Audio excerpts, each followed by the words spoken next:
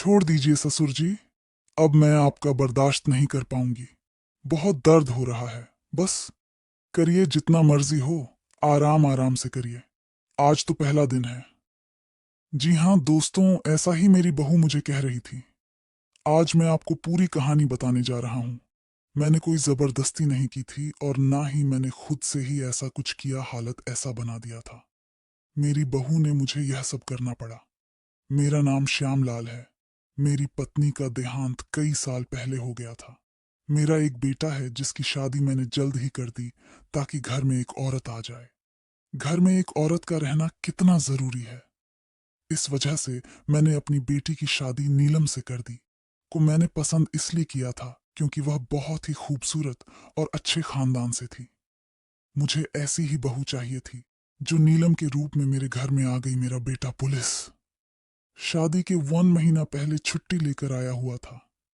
शादी में ज्यादा मेहमान नहीं आए थे, जो कि यह शादी कोर्ट मैरिज थी, तो सबको मैंने एक होटल में बुलाया था। कोर्ट के बाद सीधे दूल्हा दुल्हन होटल आ गए थे। वहीं पर शादी होकर फिर मेहमान विदा हो गए। दूसरे दिन हम लोग सब अपने घर आ गए। मैं भी अपने बेटे की शादी के लिए फूल माला वाले को बुलवाया था। उसका पेड़ अच्छे से सजा दे, ऐसे ही हुआ मैंने कोई कहा। सर नहीं छोड़ी थी। अपने बेटे की खुशियों के लिए घर में मैं अकेला ही था। मैं जल्दी से ही सोने चला गया क्योंकि मुझे पता था कि आज का दिन मेरे बेटे बहू के लिए खास मुझे अच्छा नहीं लगा कि मैं देर रात तक जागता रहूं। पर मेरे बेटे बहू की प्राइवेसी में खलल पड़े। रात को अचानक नींद खुली तो मेरे बेटे और बहू में लड़ाई हो रही थी। मैं हैरान हो गया। शादी के पहले ही दिन लड़ाई में बीच बचाव नहीं करने गया। मुझे लगा खुद है, ये दोनों अपने आप को ठीक कर लेंगे, पर ऐसा नहीं हुआ। वो दोनों लड़ते लड़ते मेरे कमरे तक आ गए। मेरा बेटा बोला, आपने मेरे लिए कैसी लड़की ढूंढी है? यह कहती है कि तुम्हारा बहुत छोटा है। मेरी जिंदगी खराब हो गई। कहती है मुझे कुछ भी नहीं हो रहा। मैं तुम्हारे साथ नहीं रहूंगी। मैं वापस चली जाऊंगी। उस इंसान के साथ मैं कैसे रहूंगी जो मुझे खुश ना कर सके? जब तुम पहले दिन ही मुझे कुछ नहीं कर पा रहे हो तो पूरी जिंदगी क्या करोगे? मैं हैरान हो गया, समझ नहीं आ रहा था मैं क्या बोलूं। मेरा बेटा बहुत गुस्से में था। दोनों एक दूसरे के ऊपर चढ़ा रहे थे। मैं समझ नहीं पा रहा था कि लड़की जो पहली बार बहू बनकर आई है, और उसका यह रूप देखकर मुझे बहुत गुस्सा आने लगा था। मैं अपने बेटे को बोला, सब ठीक हो जाएगा, और बहू को भी बोला, सब ठीक हो जाएगा।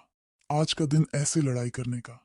तुम दोनों एक दूसरे के लिए नए हो, किस वजह से ऐसी दिक्कत हो रही है?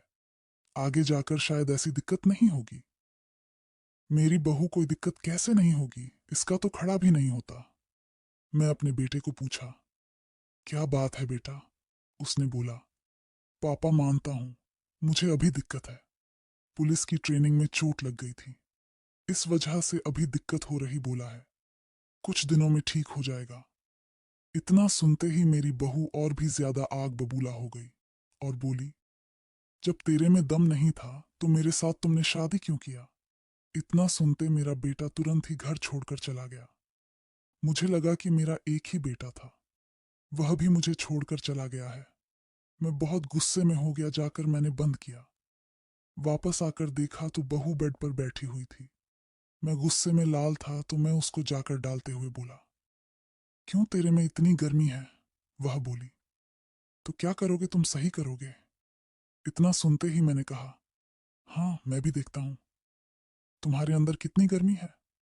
तुरंत ही उसे बेड पर लिटा दिया और फिर वही क्रिकेट वाला मैच शुरू हो गया। सुबह जब मेरा बेटा घर आया तो सब कुछ बदला बदला सा हो गया था। मेरी बहू ने मेरे बेटे को सॉरी बोली। फिर हम तीनों ही खुशी खुशी रहने लगे।